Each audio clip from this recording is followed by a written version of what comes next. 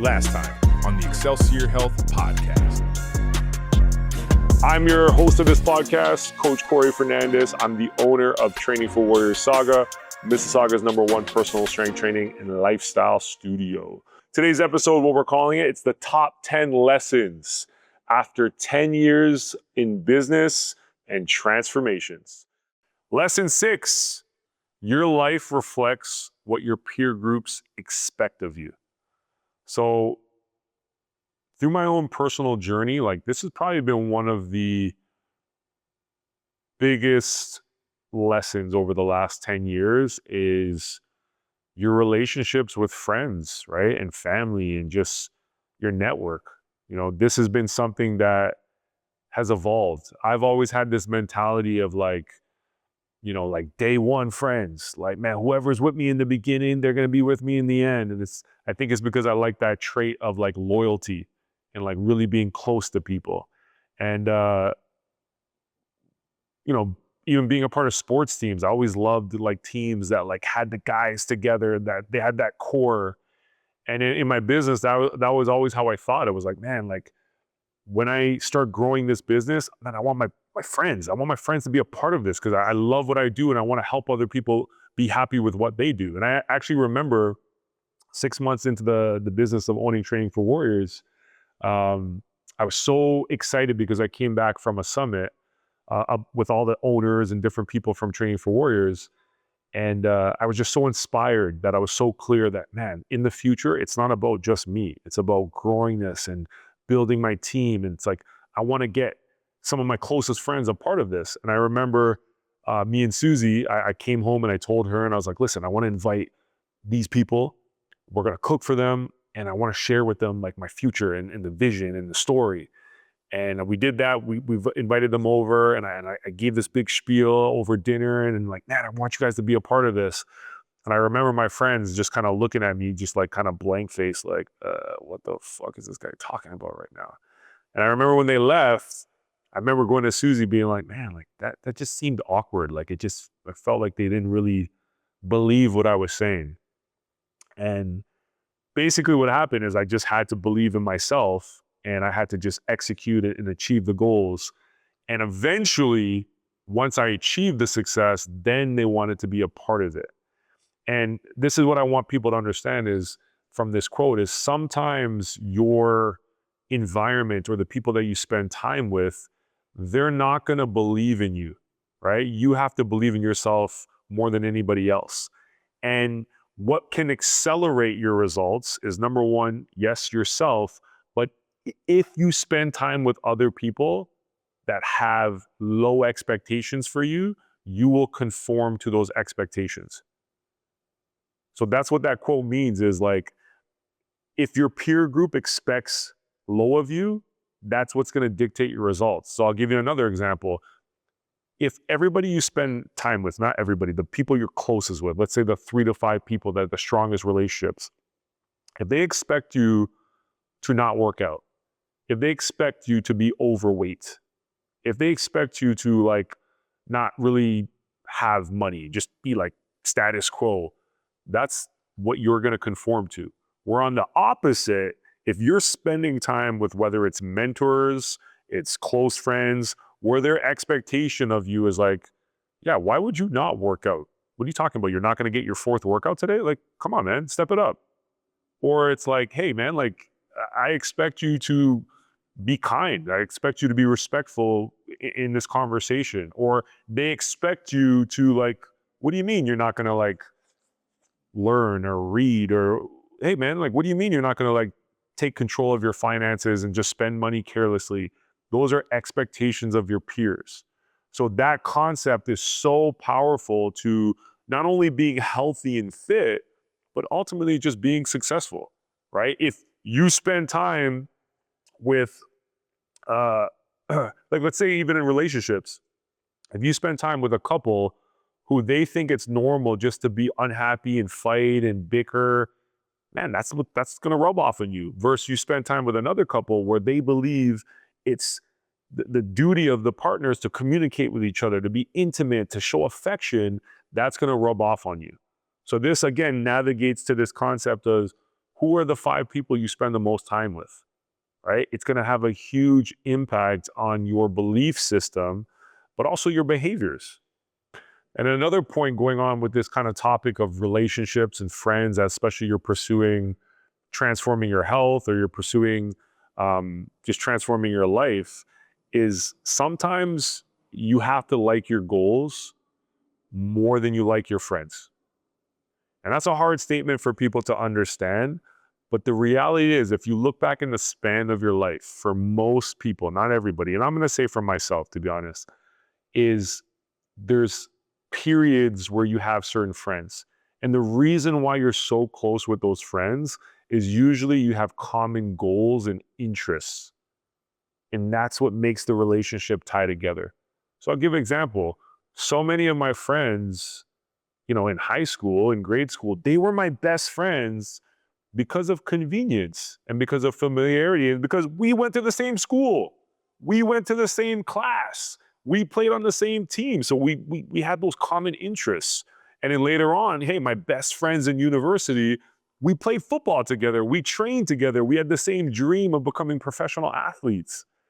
And then my point is as you evolve and you change, and now maybe your goals change, if your friends in the circle group that you have, they don't have the same level of goals or the same standards, sometimes the friendships don't last. And where most people kind of get into a hard place is as they're growing and they're trying to become healthier and fitter, they start to feel bad because they're not spending enough time with those people. Or sometimes those people say, oh, okay, no, he can't drink alcohol because he's on his diet. Oh, he can't come because he's working out again. He's got another race to prepare for. Like, that's the point, is sometimes you guys got to understand is your goals, they got to be bigger than your friends. And as you're pursuing transforming your health, as you're pursuing growing your business and changing your life, it can be lonely sometimes. And I can say that firsthand for myself is I'm in a stage of my period of growth where in the beginning where I started, everybody wanted to be my friend. Everybody was so excited, like, man, good job. You're doing this. You're doing something normal. But as you start to progress and see levels and little certain amounts of success, sometimes people don't want to spend time with you anymore. But then also I realized I didn't want to spend time with certain people because they didn't have the same level of goals and same level of standards and behaviors that I wanted to be surrounded by. So the challenging thing is, guys, is you are going to be a little bit lonely at periods of time as you're pursuing your transforming your health and success. But just know, and I have faith, I'm still in a lonely period of my life as I'm going through it, but just know on the other side of it, as you get your results, as you transform your body and your health, as you advance your career, you are going to come across new friendships. And you're going to find new people that have just as similar goals or even bigger goals than you. And they have common interests. And some of those relationships are going to be even strengthened. So I don't say this to make it like a negative or a scary thing, is you just got to understand if you're someone who wants to succeed and grow and transform, sometimes changing your friend circle and growing outside of the relationships you grew up with, you have to be prepared to do that. And the quote that I'll end this topic with is, people come into your life for a reason, a season, and sometimes when we're lucky, a lifetime. So not every single person is going to be with you throughout the journey, and you have to be prepared for that, especially if you want to grow and you want to be exceptional. If not, if you just want to stay the same, hey, you could keep the same level of friends forever and nothing changes. All right. But that's one thing that I really personally have had to learn. And I also see it within my students. Sometimes it's in their intimate relationship, but sometimes it's just in their friend circle. And sometimes it's in their family. It's the people they spend time with. They just see them in a certain way. And they need to find a new circle of people that have higher expectations for them. And that's often why people transform, is because they come to TFW Saga, they have different coaches who have different expectations, but they also have different teammates who have different set of standards and behaviors, which helps them grow, right? Because your environment is going to be more impactful than just your willpower. So think about who you spend time with. That's going to make a big determinant of the success and transformation in your life. Number 7, all right, again, going along with the big lessons that I've learned after 10 years of business and transformations is health is the crown that only the sick people see. Okay, so I'll say that again. Health is the crown that only sick people see. So what it means is, when you're healthy, you have thousands of wishes, right? Thousands of things and goals that you can put your mind to and pursue. But when you're ill, when you're sick, when you're dealing with like scary diseases, you literally have one wish, and it's just to be healthy. Like that is it. So when you're able to walk around with a healthy, strong physique, great energy, you could climb upstairs, you could run, you could jog, you could sprint, you could jump.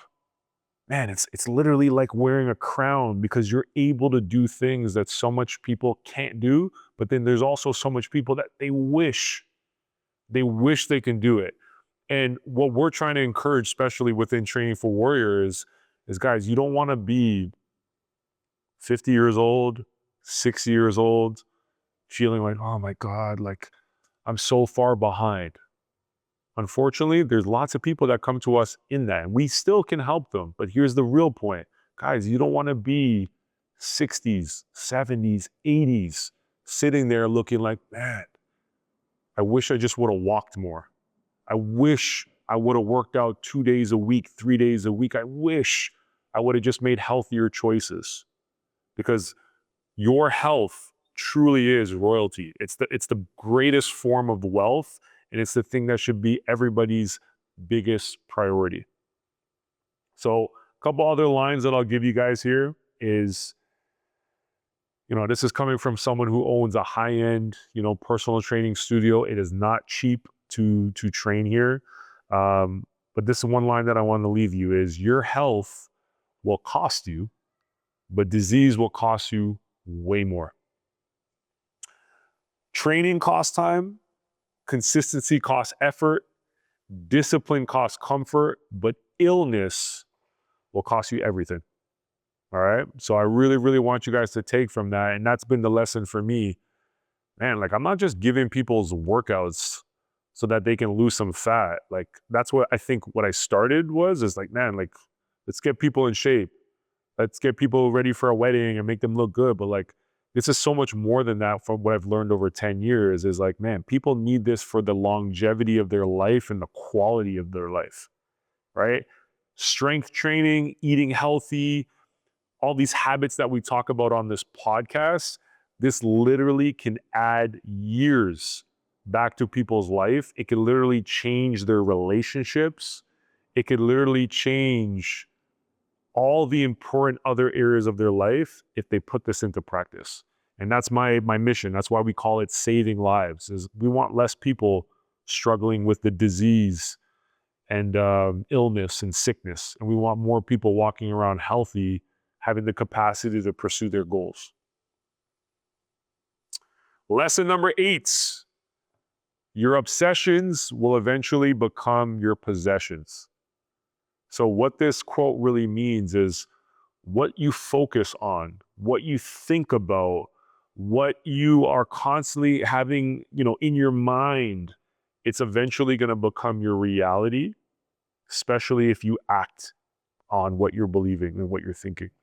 So for example, another expression that will go to that is, where focus goes, energy flows. Someone, I'll be very transparent, my mom, she constantly is thinking about the negative in a situation. And it's to a point where it's not like she's choosing to do it.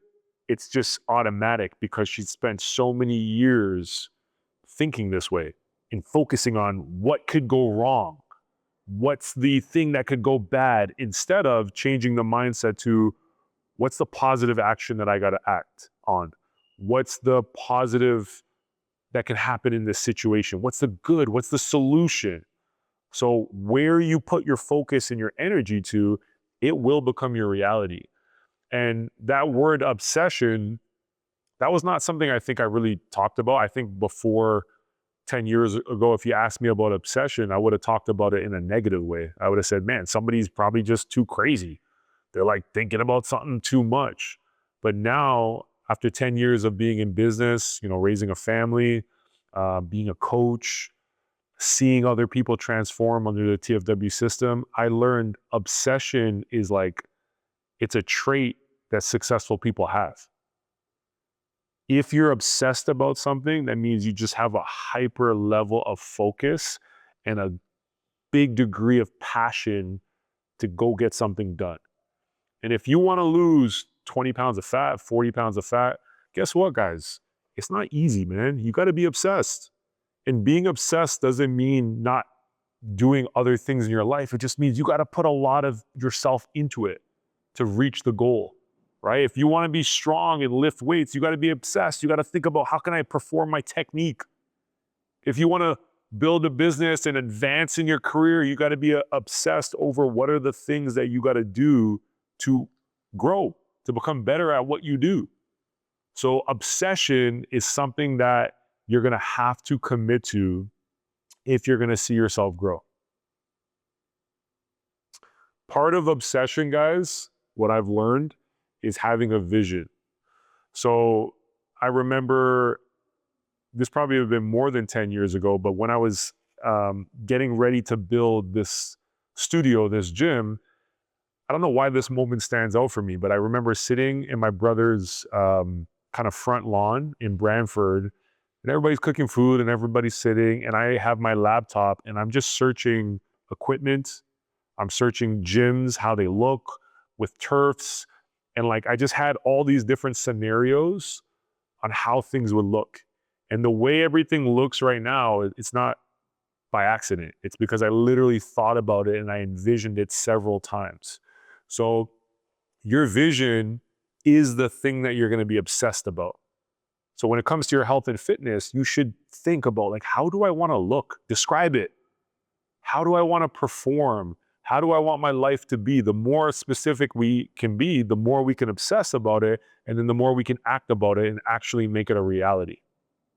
And then I know last year, when I did my speech for this same event, the part of what I talked about is the importance of having a vision, right? Even in the Bible, I believe it says, if people don't have a vision, they're going to perish. I'm probably butchering that, but vision is a key thing within everything in life. But there was this quote that I said at the last banquet that I'm going to read to you guys now. Vision isn't what you see when your eyes are open. Vision is what you see when your eyes are closed. Vision is born when frustration with what is meets the passion for what could be. A clear vision will tell you what to say yes to and ultimately what to say no to. So when you have a vision, it just makes life so much clearer that it's nah, I'm not doing that, man. I'm not eating that food. I'm not going with those people. I'm not doing this. It just strengthens your nose. And then what it does, because you're so obsessed of what you want, it makes those yeses a little bit more easier to do as well. All right. So guys, key thing is you got to protect your focus, and your obsessions will eventually become your possessions. Number 9, all change follows the same pattern. It is really hard in the beginning, guys, extremely difficult. Then it becomes very messy in the middle, but then at the end, it becomes beautiful. And I would say this lesson really came to me in probably a mixture of 2024 and 2025. I had lots of stability in my business, lots of things going the right way. And then things changed. I had a lot of people that were working for me. I had a lot of people that I had close relationships with, and it just suddenly changed. And during that time, it was hard. It was emotionally draining. It was mentally, it was physically, my energy. I had to change a lot of things. It was very difficult. But guys, that's how change is.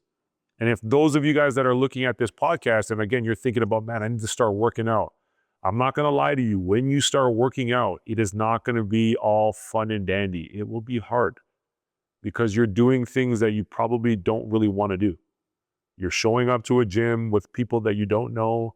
You're doing things that are going to make you feel uncomfortable. You're probably going to suck at most of the things. You're going to be sore afterwards. You're going to look in the mirror and you're going to do a lot of work and you're going to be like, I look the damn same.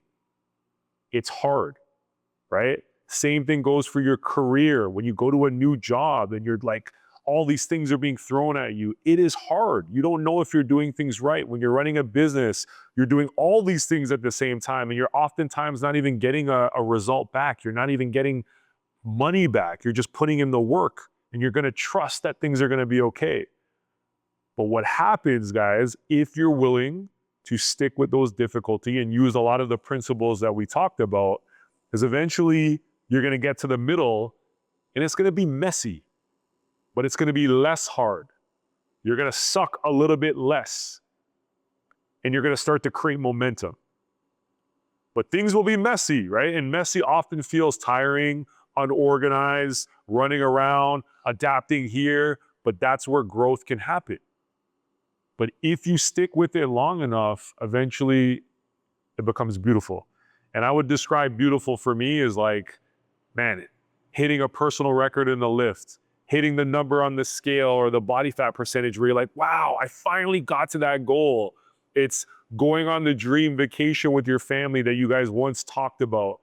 And all those hours that you put in with your career and your job and the sacrifices that you had to make, now you're getting to have that in that opportunity. It's maybe hitting the financial goals in your business, or it's hitting the amount of members or the amount of people served. That's the beautiful part. And I know for me, one of the beautiful things is getting that text message from a client or hearing it from a coach about a client who met their milestone and they were just so ecstatic and they were so happy. That's part of the beautiful part. So I'm sure a lot of you guys right now listening to this podcast, you might be in the difficult part because you're starting something. You might be in the messy thing where you're filled with self-doubt and you can't see what the future is going to be. But I guarantee you, if you stick with it long enough and you implement some of those positive changes that we've talked about in this podcast, you're eventually going to get the beautiful result. But I will give you a little bit of warning. That beautiful result, it doesn't last. It's temporary.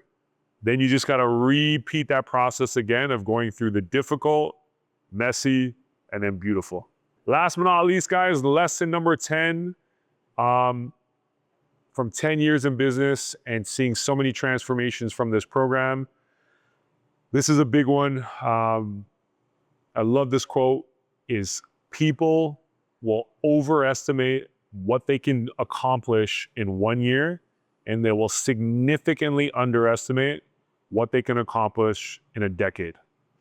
And 10 years going by, guys, I would not have imagined all the lives that we've impacted. I would not imagine all the careers and job opportunities that we've been able to provide. I would not imagine all the amazing experiences that I've been able to provide to my family, all the relationships and mentors and people that I've come across.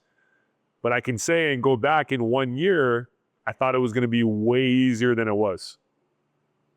So the big thing I want you to realize is the goal that you think you're going to accomplish in 1 year, maybe you do get it, but in most scenarios, it's going to be way harder and it's going to take you way longer than you actually think. That's the truth of it.